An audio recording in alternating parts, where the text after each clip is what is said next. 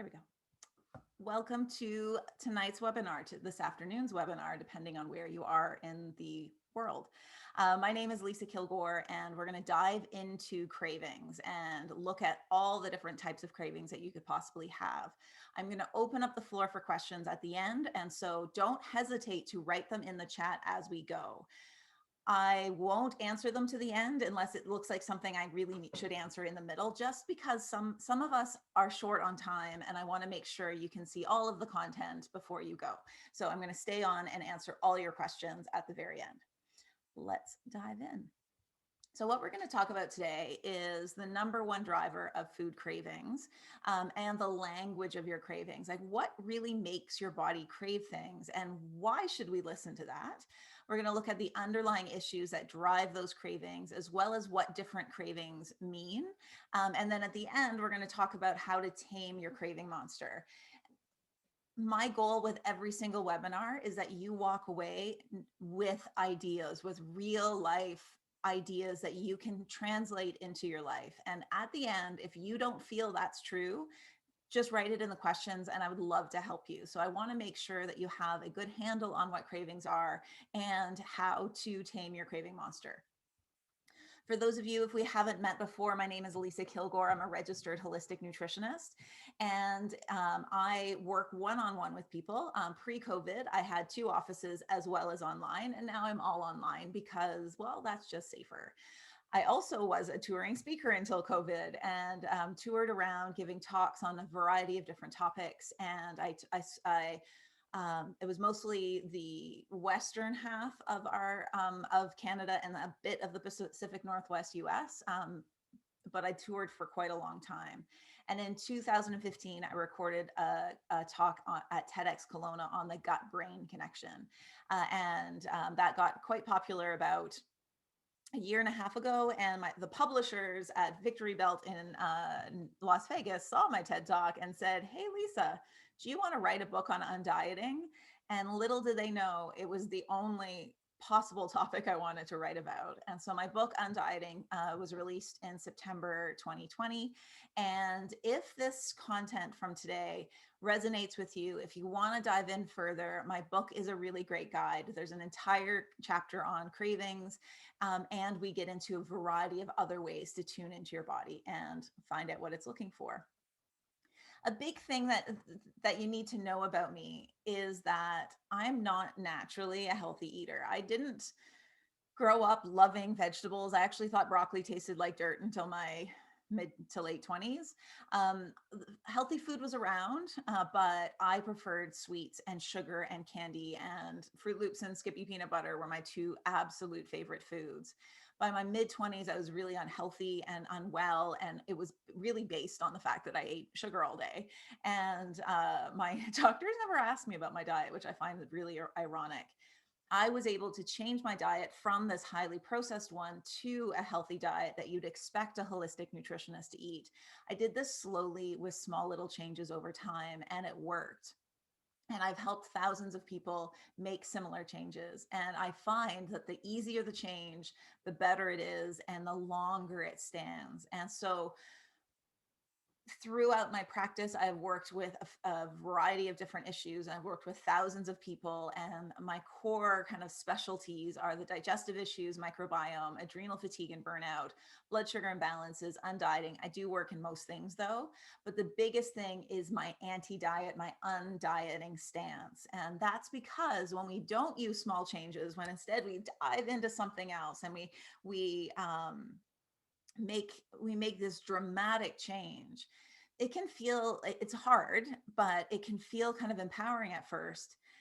But by forcing your body into something and keeping it there, the only result is falling off that diet. And so there's rarely a long-term benefit from the diet. And we're going to talk about some long-term problems with dieting as well today.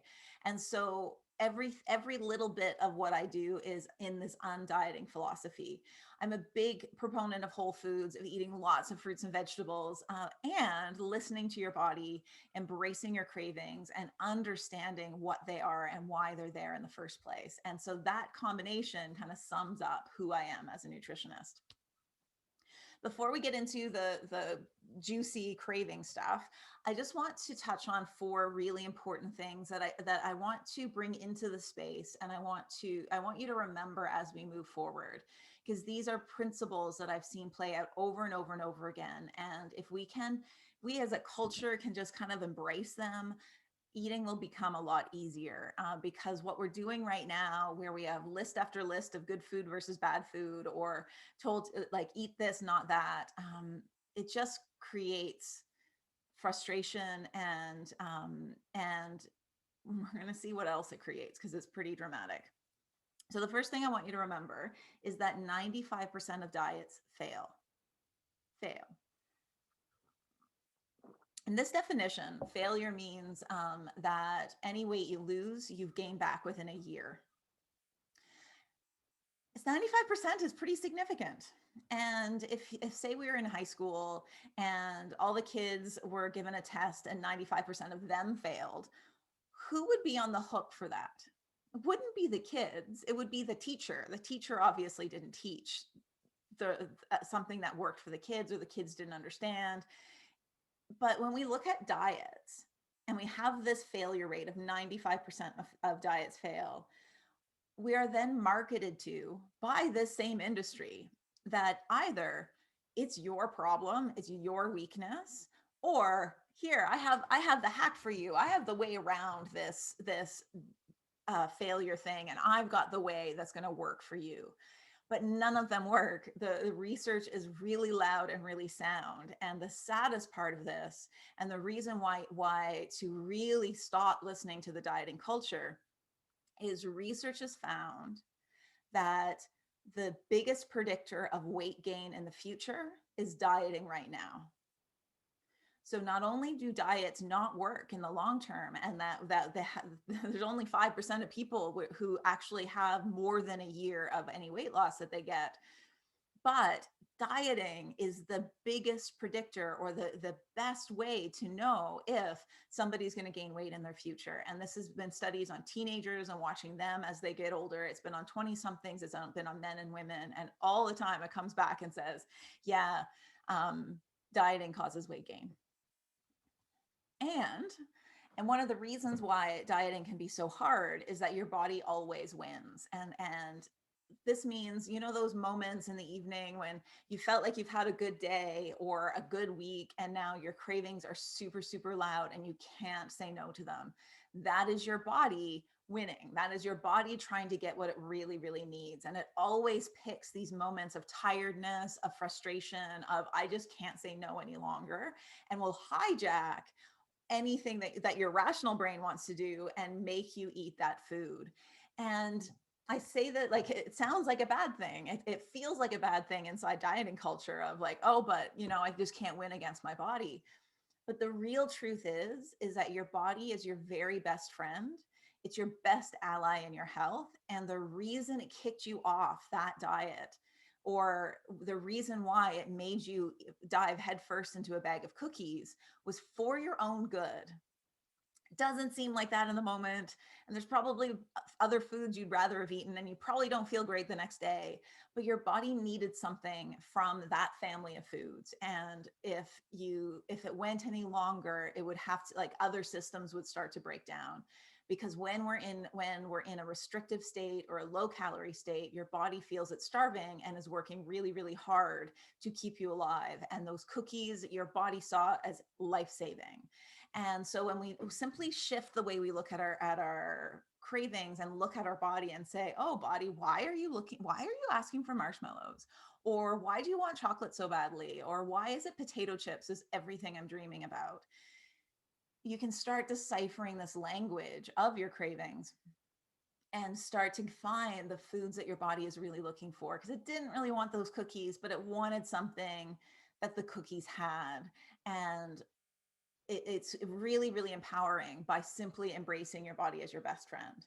And the last principle I want you to just keep in mind, and this is a really important one, is that the biggest predictor of binging is deprivation.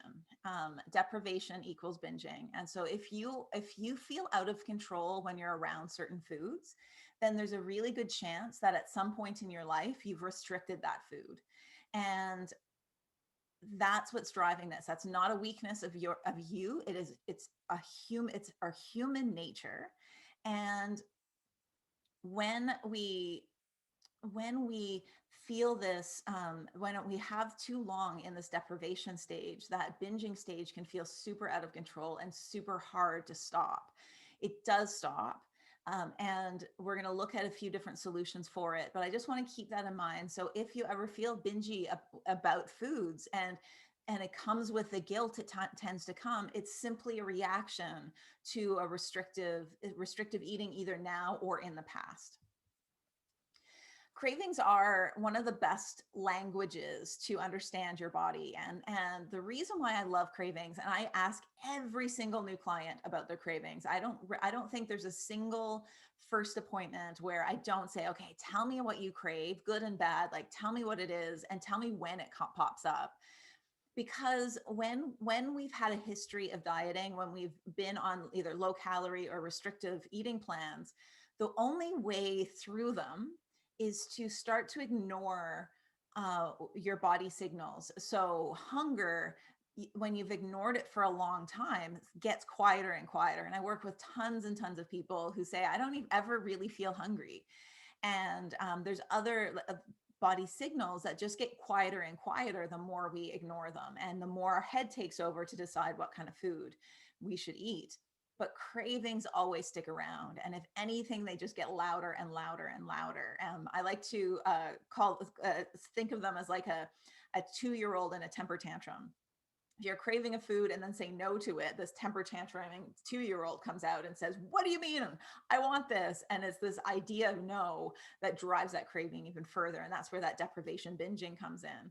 And so, and when we look at our cravings simply as a language, when we stay curious about our cravings, we can start understanding what is it that our body was looking for in the first place. And that's what we're going to dive in today on.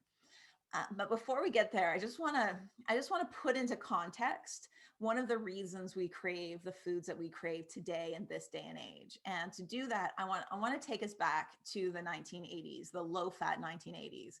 So I was born in the late 70s, and so I grew up in the 80s and 90s, this low-fat life. And I watched people in my life trying to follow this low-fat diet. And this was really popular, and it seemed like it was proven in science, even though we now know that science was false, that it was a hypothesis that was never proven. We actually now know that the sugar industry played a role in our low-fat 80s by manipulating the research to stop them from getting blamed for heart disease and weight gain. And food manufacturers simply manipulated their food so they could keep selling it. We had low-fat potato chips, we had fat-free cookies, and we didn't crave bread, or we didn't crave sweets. We could have as much as we wanted because sugar was okay. What we craved was the butter on that bread. We craved the guacamole for our chips, and we craved a lot of foods that we embrace as healthy today. So like avocados and guacamole were seen as terrible and high fat, when they're actually, now we know, they're high in potassium, high in fiber, high in healthy, important fats for our cells to work properly. We had used egg whites or egg replacer, so we didn't have the cholesterol and saturated fat in the egg yolk. We said no to butter and coconut oil because of the mean and evil saturated fat, and replaced it with margarine. I'm reminding you of this because we're now 20 years away from it, and it seems ridiculous. But we lived it, and we are told by health person after health person, it was shown in the research that what we were doing was right. And our cravings were driven by a fat deficiency, that we weren't getting the essential fatty acids that we need. We weren't getting the fats, the healthy fats we need to make proper cell membranes. And our brain was screaming for fat. And this created most of the cravings of that day and age. I came into the nutrition world in the early 2000s, when fish oil was suddenly super popular because we are so deficient in omega-3 fatty acids. So what about now? We're 20 years into a low carb world. And we have health practitioner after health practitioner saying that carbohydrates are bad for you. They cause all these problems. And and this is getting more and more popular, carbohydrates are unnecessary, that they're the only macronutrient that we don't need. And while that statement has some truth to it, carbohydrates, if we just think of them as giving our body glucose, we can convert protein into glucose, and eventually, if we have to, our body can convert fat into glucose. But usually what happens first is our body converts our muscle into glucose, because it doesn't like converting protein and fat into glucose. But carbs are more than just their source of glucose. Carbs are sources of nutrients, of vitamins and minerals, of antioxidants. And so many of us are driven by a carb deficiency. I see this almost every day, especially sugar cravers. Sugar cravers are usually live in bodies that need some steady, slow burning carbohydrates. And when we vilify all of them and say you can't have bread and potatoes and grains and fruit and all of that, if it's all bad for you, then why not have the cookies? And so that person who might have dove headfirst into a bag of cookies in the evening because they couldn't say no any longer, what their body probably just wanted was some potatoes or sweet potatoes, or maybe some good quality sourdough bread. And so I just like you to look at your food, your food and your food philosophies a little bit differently right now. All these macronutrients are important: carbs, fats, and protein. It's fashion that changes our mind, and the fashion is about to change again. We're 20 years into the low carb world. Carb deficiencies are popping up, like fat deficiencies were popping up at the beginning of the 2000s. And so they're going to start changing their mind. Fat's already coming up as a key player with the keto diet, just like the protein came up in the early 2000s with the Atkins diet. So where's protein going to go? Are we in 10 years am I going to have to tell you how much we need protein and how important protein is? Seems ridiculous in this day and age. But if we took somebody from 1985 and said the keto diet is all the rage, they would have been flummoxed. So let's look at these macronutrients, all with importance, and that when we understand why our body wants certain things, maybe it's a whole food version that our body wants instead. And we're going to look at a bunch of different foods, because these cravings always come with guilt. And I highly recommend, no matter what you're craving, if you're even at the beginning of that craving, to enjoy it with absolute pleasure and enjoy every single bite of it. And so I'm a nutritionist telling you, if you want some chocolate cake, go eat some chocolate cake. Because when we get that pleasure from it, when we say to our body, I don't know why you want this chocolate cake, but I'm going to give it to you, that food becomes less and less powerful. I love chocolate cake. I love chocolate lava cake in particular. In my world, I can have it any day I want. And so I don't crave it that often. And I craved it recently. So I made some. A colleague of mine who I share a clubhouse room with every Wednesday morning, she makes amazing recipes. And so she sent me her chocolate lava cake recipe. I made it. It was delicious and way too sweet. And way too sweet for me in this moment. It was actually perfectly created. I think any chocolate lava cake would have felt too sweet if I ate the whole thing. And because I didn't have any guilt, I could sit with it and say, yeah, that tasted amazing. It was literally as good as any restaurant chocolate lava cake. I felt good about all the ingredients, but I didn't feel good how I felt afterwards. And so I'm not going to have chocolate lava cake for a while. And when I do, I know the recipe I'm going to have. And so there's power in getting rid of our guilt. There are also some underlying issues that can drive cravings. And after this, we're going to get straight into what different cravings mean. So a history of restrictive eating, as we've already said, can drive those cravings, but so can nutritional deficiencies: magnesium, iron, chromium, and sodium. We're going to look at how those nutrient deficiencies can drive certain food cravings. Macronutrient deficiencies like the low carb, low fat 80s, and now the low carb currents like aughts and tens. Those can drive big time cravings. But really, sometimes your body wants something comforting and pleasurable. That's a-okay. You don't need to know more than, I just want to enjoy this.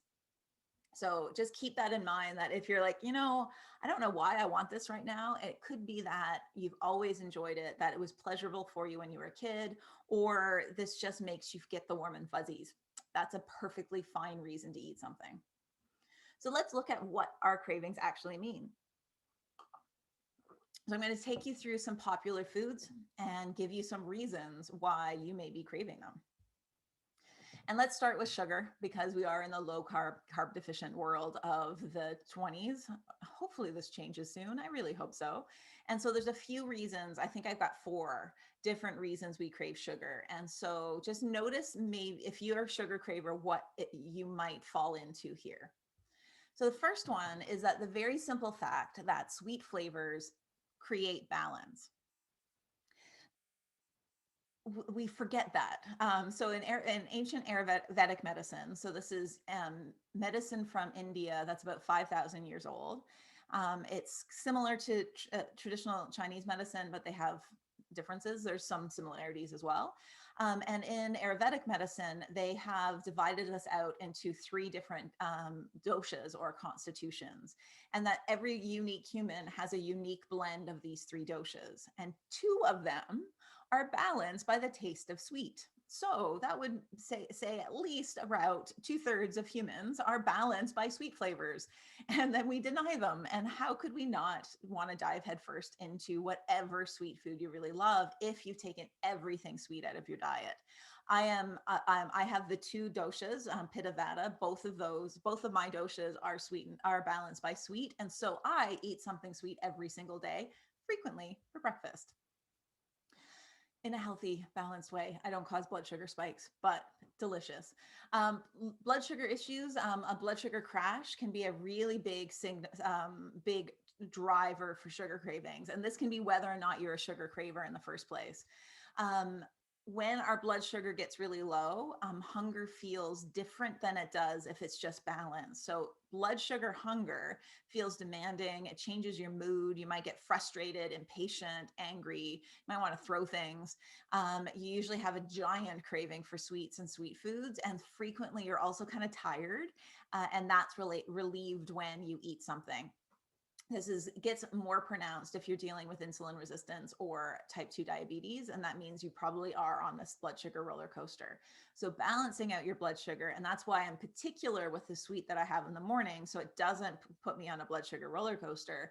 Balancing that out can really reduce the demandingness of your sugar cravings. A big cause of sugar cravings is simply not eating enough. Many of us, especially if you're trying to reduce your size, this is why I don't like using the words weight loss or even reduction. I like switching it to things like I'm going to feel stronger. I'm going to feel, I'm going to love the body that I have. So when we are looking in at getting smaller, at reducing our size, we tend to overlook quiet symptoms of hunger.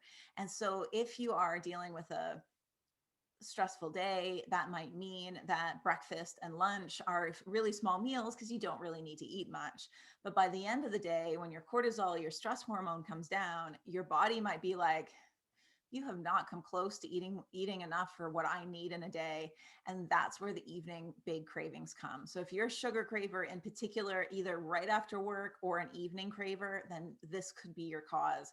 I see most evening cravings coming from not eating enough. And so just notice, and hunger also changes day to day. So I'm a creature of habit. So if you're a creature of habit like me, and just eat similar things most days, there's going to be days you need to eat more, and that's just a normal part of being a human. And then other days you just don't feel that hungry, and so keeping an eye on that is important. And the last reason we crave sugar is kind of based on that first one, and it's denying yourself everything sweet. And this is for every single human. We have a deep need for sweet because in nature it's rare and gives us energy. So making sure that you have things like fruit in your diet and sweet potatoes and carrots and naturally sweet foods, that can make a huge difference in calming down the big time sugar cravings. There are practitioners who try to get all sweet foods out of your diet to break your habits and change your taste buds. And it doesn't really work in the long term. Changing your sweet foods to more whole foods changes your taste buds, I feel, in a much gentler way. Like for me, I love sweet things, but not those super duper heavy sweet stuff. Whereas in the past, I would have eaten 2 chocolate lava cakes instead of thinking next time me and my partner are going to share one. That's what we're going to do. Who doesn't love chocolate? I love chocolate. Any other chocolate cravers? So chocolate is a very popular craving and is a little different than the regular sweet cravings. And in particular, this is dark chocolate cravings. So milk chocolate cravings can be straddling these two, sweet and chocolate. But if it's dark chocolate that you love and dark chocolate that feels satisfying, chances are your magnesium level is low. Low magnesium, which is burned through when we have too much stress. We tend to also get low if we have a lot of dairy in our diet because it's really high in calcium and low in magnesium. Or if you exercise a lot, this can lead to low levels of magnesium and can cause your muscles to contract. So we tend to have a lot of tension in our shoulders, maybe twitching muscles, restlessness when you're trying to fall asleep, and you tend to be a light sleeper. These are all different signs of low magnesium. Women or menstruating people tend to have more chocolate cravings in the last week of their cycle because their body uses more magnesium at that time. And so the best thing I can tell you is chocolate cravings are a craving for chocolate, that bringing in some extra magnesium is a great idea, but also using dark chocolate and cocoa medicinally. You add them to your diet, give your body the food that has the magnesium, because cocoa is really, really high in magnesium, and that's why your body's looking for it. It's brilliant. It's wonderful. It's absolutely like our bodies are a genius level that we'll never understand. And it's asking for chocolate because it wants chocolate.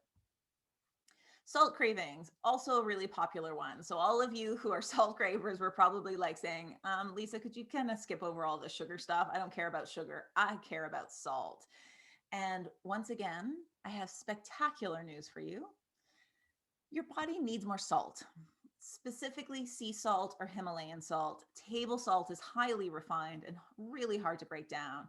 But sea salt or Himalayan salt is really good for your body. And you can follow your salt cravings to decide how much to take simply by how does it taste to you.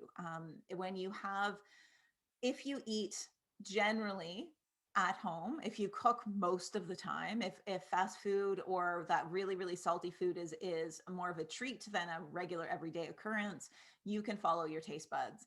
If not, if you are in just a habit where there's more fast food and highly salted things than you like, your taste buds might need some adjusting before you can just follow your salt cravings. Salt cravers also tend to be living with either high stress and or low blood pressure. And our body uses salt to bring up our blood pressure just a healthy level. Therefore, it can also reduce anxiety and help with adrenal fatigue. So if you're craving salt, if that's a new craving, that's something to keep an eye on. That means your body is feeling a lot of stress.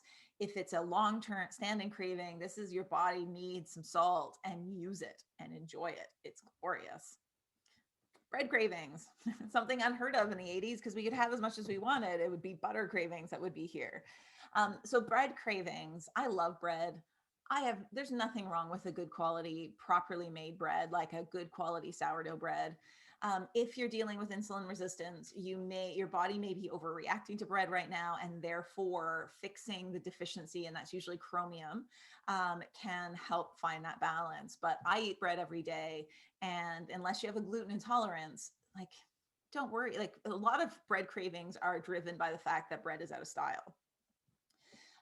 But a lot of times bread cravings can be from that low carb diet. Your body's looking for some more steady energy.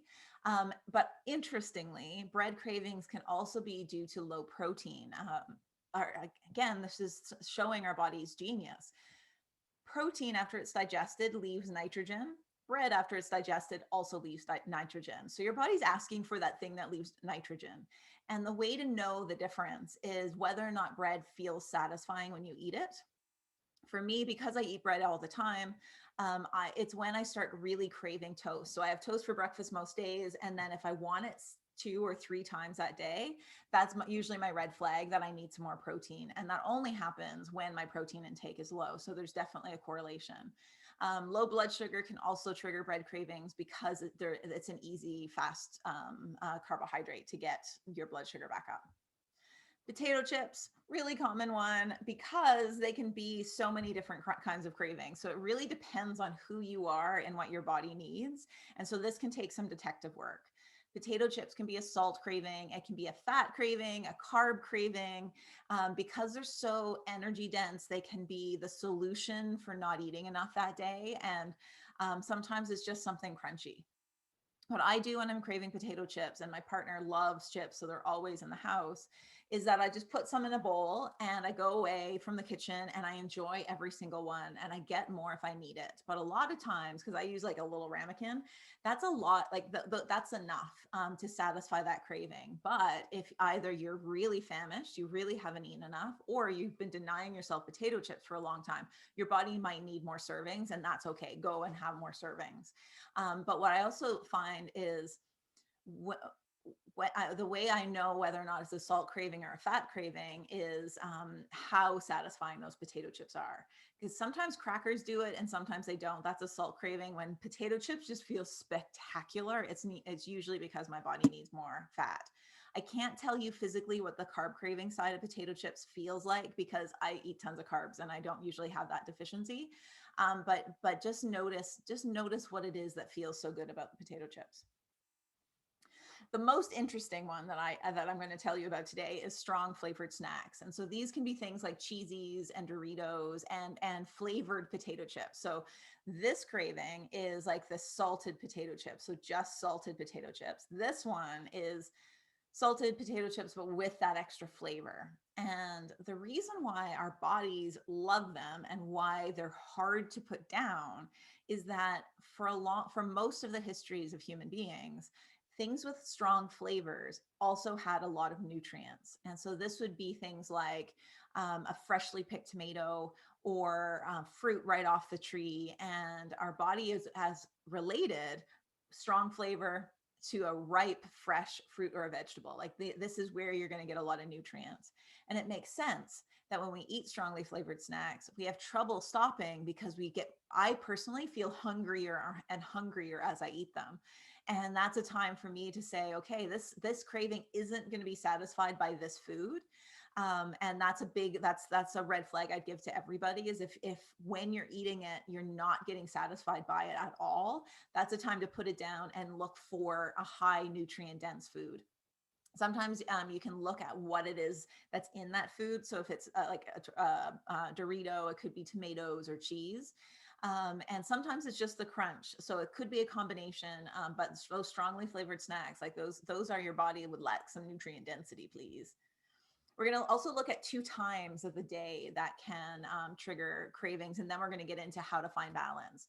So afternoon cravings are really, really popular and really common because this is a time that your blood sugar is coming down after lunch and your cortisol is coming down at the end of the day. And this is a normal thing. The late afternoon is not a time to do any big and heavy creative or brain work, but frequently our lives or our jobs require that.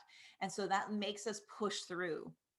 And that creates this big energy dip and these big, big cravings. And enjoying a high energy snack before you get that crash is a really big deal because a very common afternoon craving symptom is you're driving home from work and you're starving and you're tired because this is when your cortisol is finally on its way down after a big stressful day and you feel like cooking dinner is overwhelming. You don't have the energy for it. And every fast food restaurant looks more and more attractive. If you do make it home, then you open up the cupboards and dive right in. A snack around 4, even 3:30 solves that problem. And so just keep that in mind if you're dealing with those symptoms. And lastly, evening cravings. Evening cravings are really, really common. We've already kind of touched on it. It is really from not eating enough food through the day. Sometimes it's due to a low carb diet because your body didn't get the energy it was looking for. Those top two are the cause of like 80 to 90% of evening cravings. The rest are emotional. Emotional cravings definitely pop up in the evening.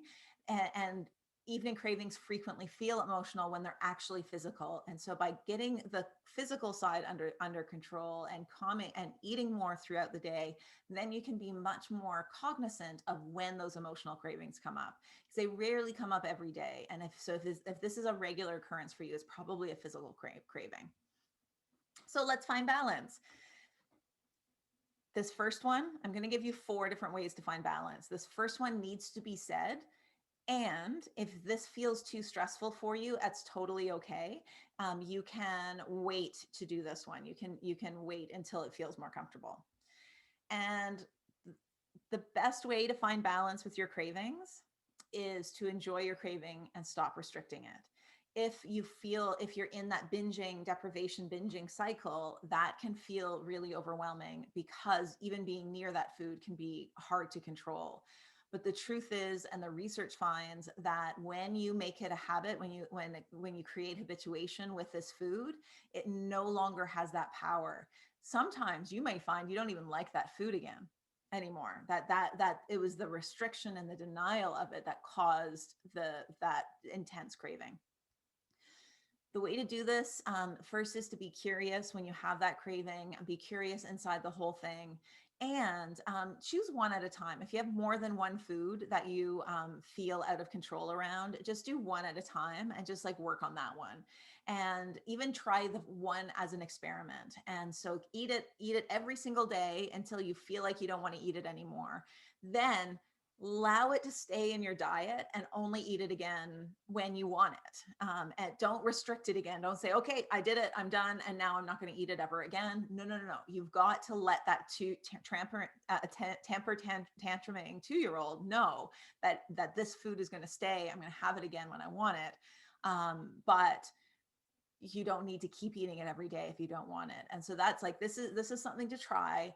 If you feel comfortable doing this, it's absolutely okay if you're comfortable enough yet, but just keep this in mind. I want to plant that seed.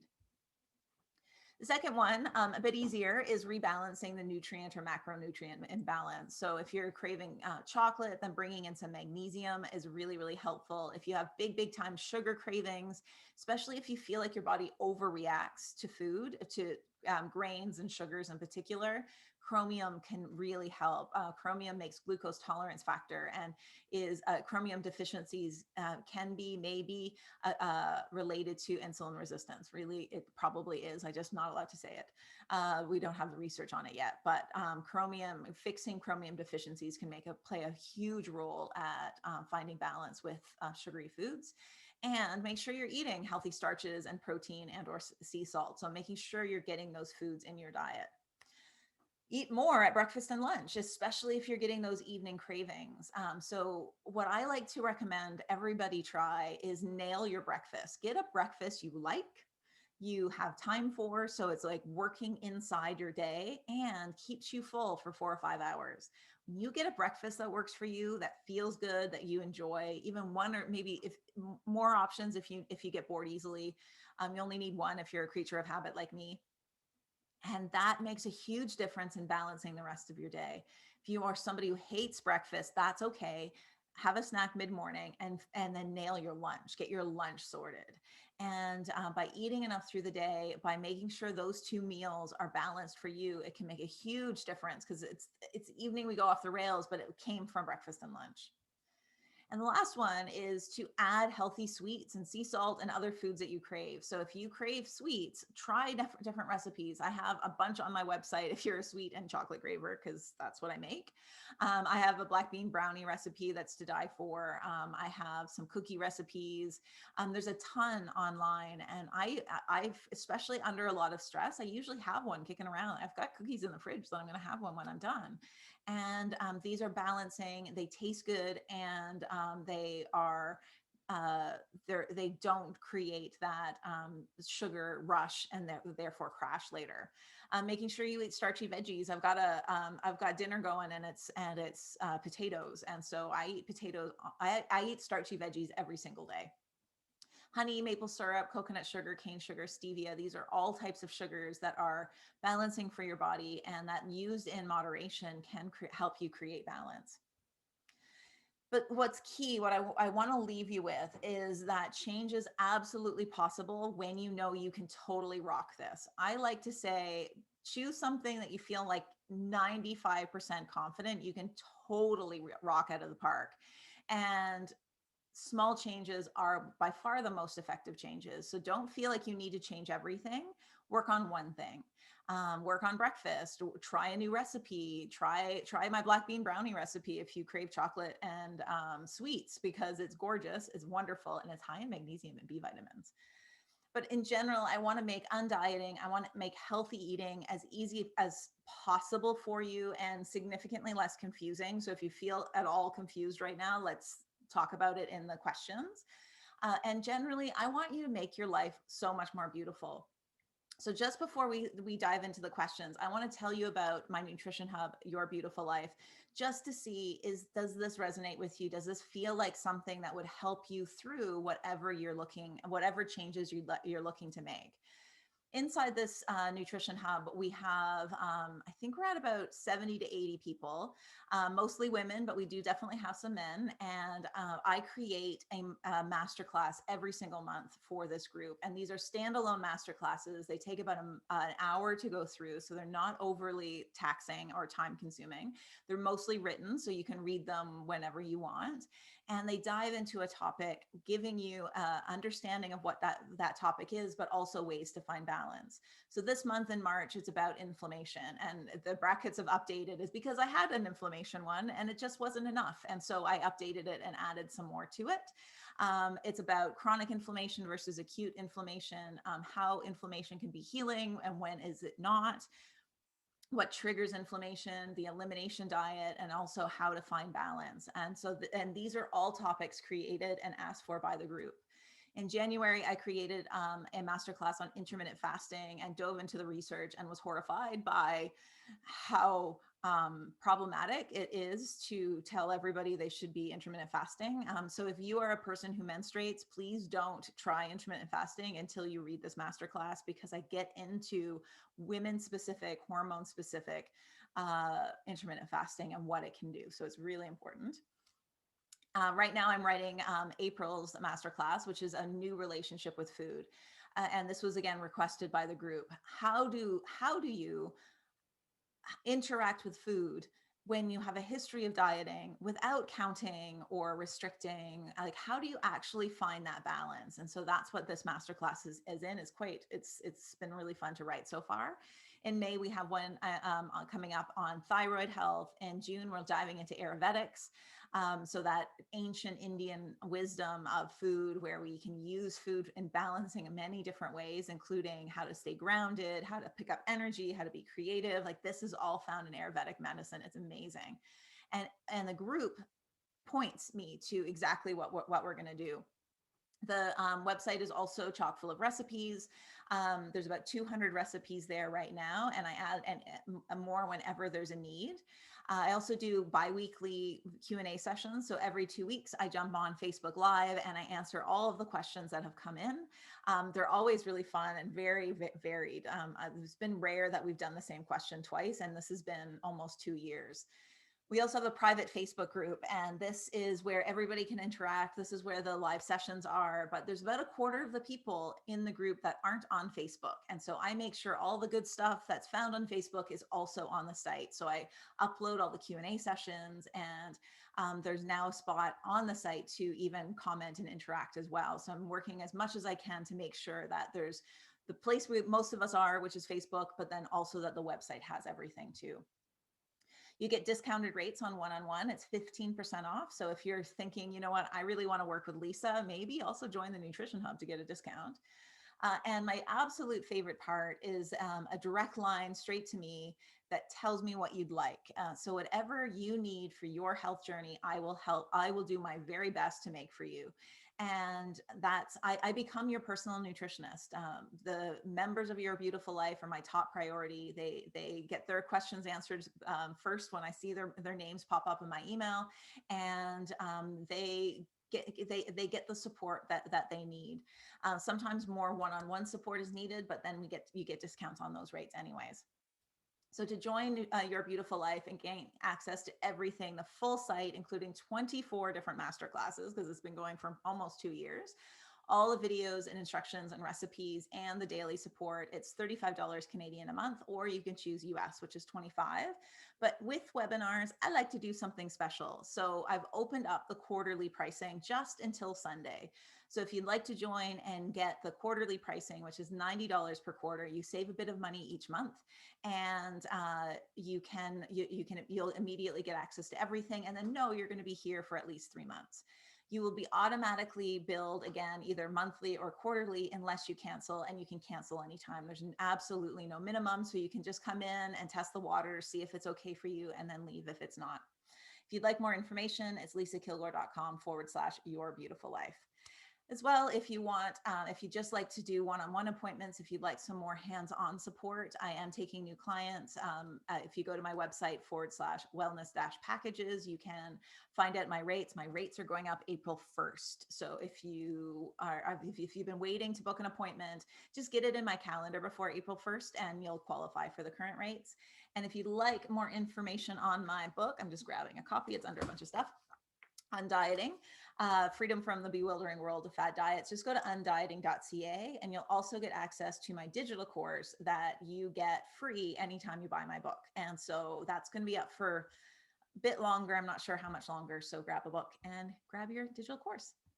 So that's everything. I'm going to open up the floor for questions. I see some already coming in. Plus I have one that came in by email ahead of time, but don't hesitate to just write them either in the Q&A or in the chat. And for those of you who've stuck right to the end but have to go, thank you so much for joining. I appreciate your time. I love doing this, and I only get to do this because you take time out of your day to join us. So thank you so much. And I'm just going to pull it back one slide and then dive into the questions. I think what I'm going to do is, sorry, Andrea. Oh, Andrea, you're about to leave. Yes. You're about to pick up your kids, and will this be recorded? Yes. And I'm going to send it out to everybody, but I think Andrea's already gone. So I'm sorry, I didn't see that to start with. So the first question that came in, and this was by email earlier, was, what is the connection between food cravings and food sensitivity? I have a food sensitivity, it's dairy. And I've wrestled with this craving into a few different ways. And the first time I thought, I was wrong about this, but I thought it was causing a bit of an anaphylactic reaction. And so I had to go off it cold turkey. I did feel a lot better. I was feeling terrible at the time, and going off dairy felt enormously better. But everything I ate had dairy in it. And so it was so depriving. And I did it for 3 months, and then I binged for 4 years. Once I realized, oh, it doesn't close my throat, I really struggled to go off dairy again. And so I had to look at it in a different way. And so for the last 15 years, I've been off dairy, but I can have dairy anytime I want it. I just do it with my eyes wide open. For me, dairy causes inflammation in my body. Sometimes it makes my skin break out, and it causes me to retain like 8 pounds of water, sometimes 10, for a good 5 days. And so for me now, dairy has to be worth it. And I have so many alternatives that dairy isn't always worth it, or isn't even usually worth it. But anytime I have to go off it completely, so I'm a musician, I play sometimes with the Okanagan Symphony, and in the rehearsal times, which is about a month between when I get music and when the last concert is, I can't do dairy because it causes inflammation, and I need to be able to breathe. I'm a flute player. And those are always the months I have driving cravings. And so if you have a food sensitivity, therefore it's not deadly, what I would recommend is to develop a different relationship with it. So if it's not deadly, say, I can have this anytime I want it, and have it anytime that you want it, knowing what the symptoms are going to, what it might create. And so what happened for me in the first 6 months of doing this is I quickly checked off the list the things that weren't worth it, and I found alternatives for it. For me, what's still worth it is a good quality cheese. And I usually have it when I'm at somebody's house or when they come over, because I don't really care about it outside of that. But if I do, my partner always has cheese. There's always cheese in my house. And so I'll make myself something with cheese, but it's not very common. like it's maybe once or twice a year I'll do that. And so when you develop an undeprived relationship with food sensitivities, they tend not to cause the cravings. It's usually because you have to say no that they're such strong cravings, because most people really crave their food sensitivity. Let's see.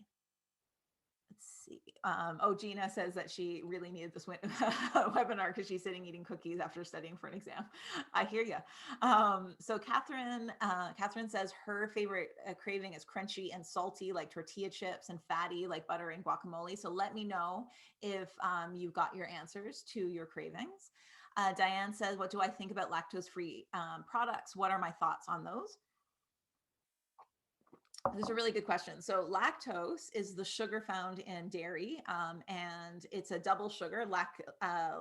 Lactose is galactose and glucose stuck together. And if we don't have the enzyme to break it apart, then it feeds gut bacteria that causes a lot of bloating and gas.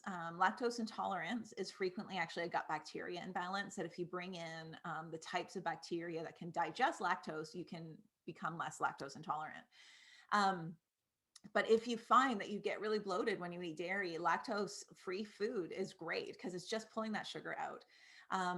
Some yogurts are naturally lactose-free, and raw unpasteurized cheese, like older unpasteurized cheese, will frequently call themselves lactose-free because the fermenting process eats up those and breaks apart those sugars.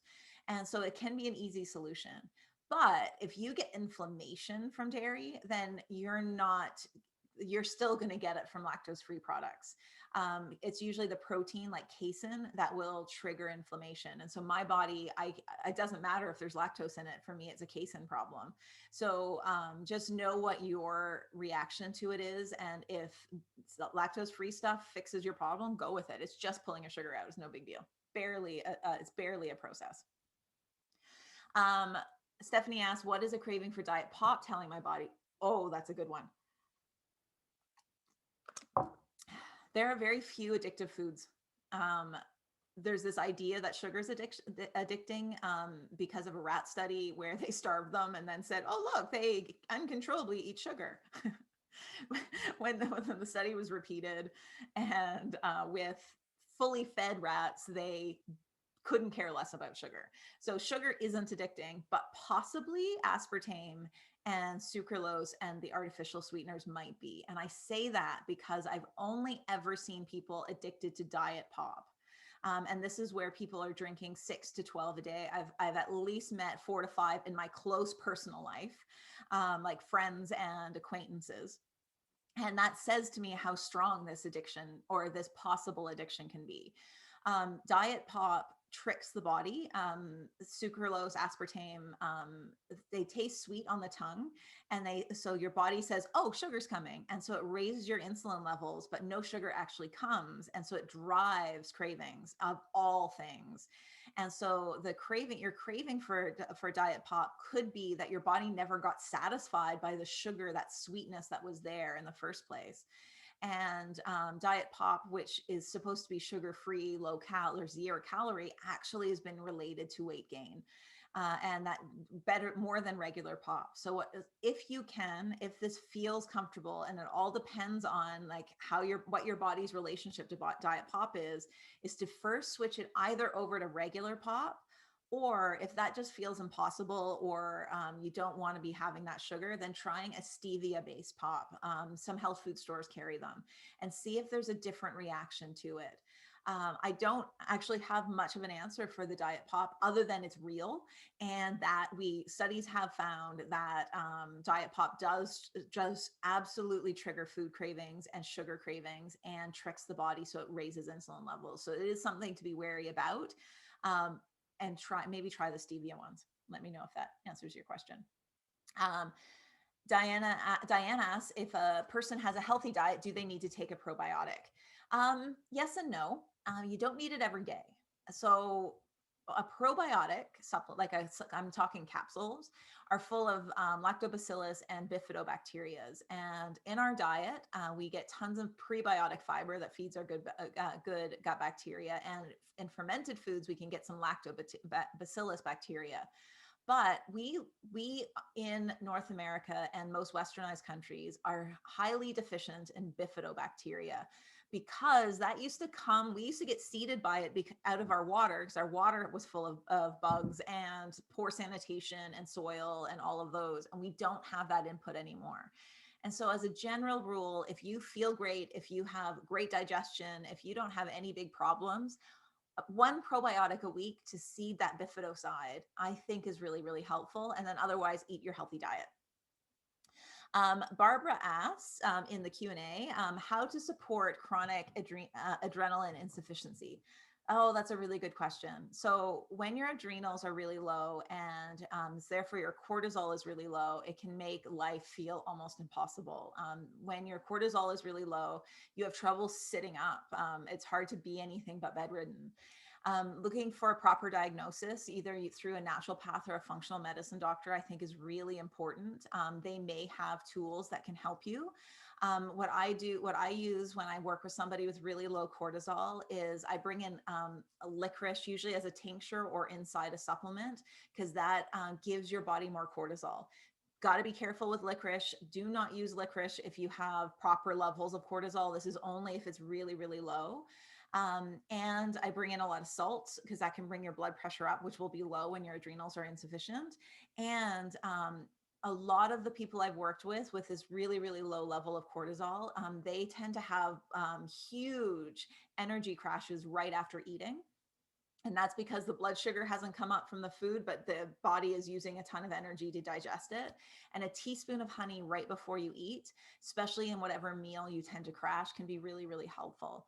Barbara, don't hesitate to reach out if you need some more help. I do work with a lot of people with really, really low adrenals, but as a nutritionist, I am not able to give you a diagnosis, but I can work with your symptoms and help bring that up.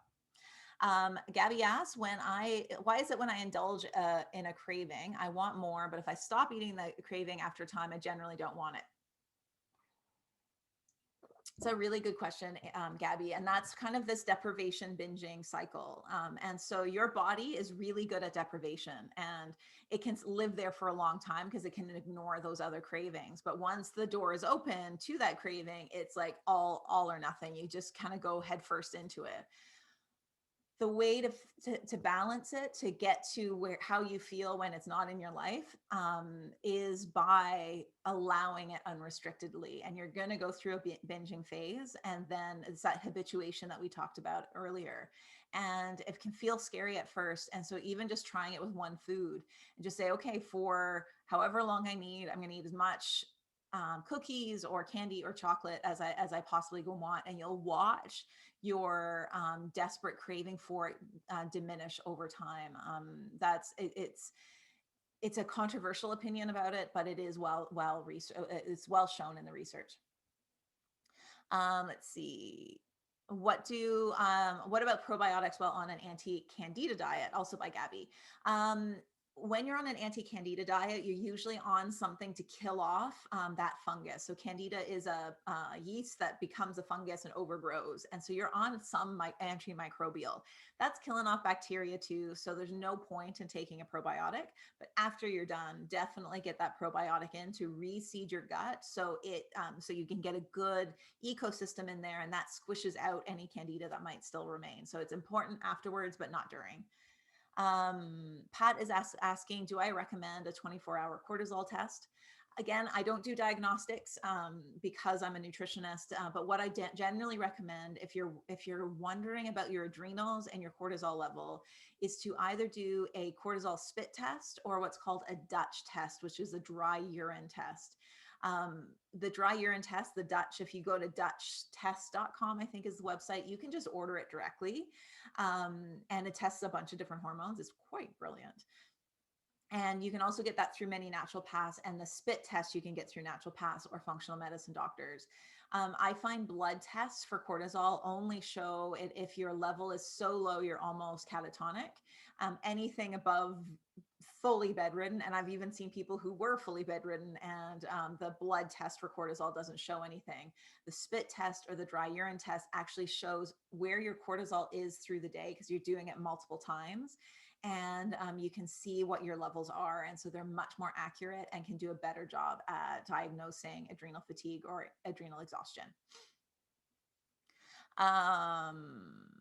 Barb had a diagnosis and was treating with prednisone. So yeah, when you have like severe and your doctor, like your regular medical doctor, can diagnose the adrenal insufficiency, you're usually given something like a steroid like prednisone. Also, if it's in your budget, looking at a functional medicine doctor who can kind of get to that core root and see, can your adrenals come back? That can help it so you don't need prednisone forever. You may, it all depends on where your adrenals are, and it would be a naturopath or a functional medicine doctor who could see if there's any way of getting that your levels back up. And because they have prescribing rights, can work with your prednisone. That's where I would go for your level if you've gotten a medical doctor diagnosis, because that means you're really, really, really, really low.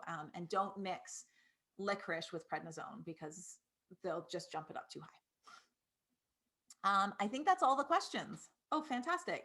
So thank you all so much for coming. I really appreciate your time. I'm going to do another webinar next month on nutrient density. So keep an eye on that in your emails or on Facebook. And I will see you all again soon. Bye-bye.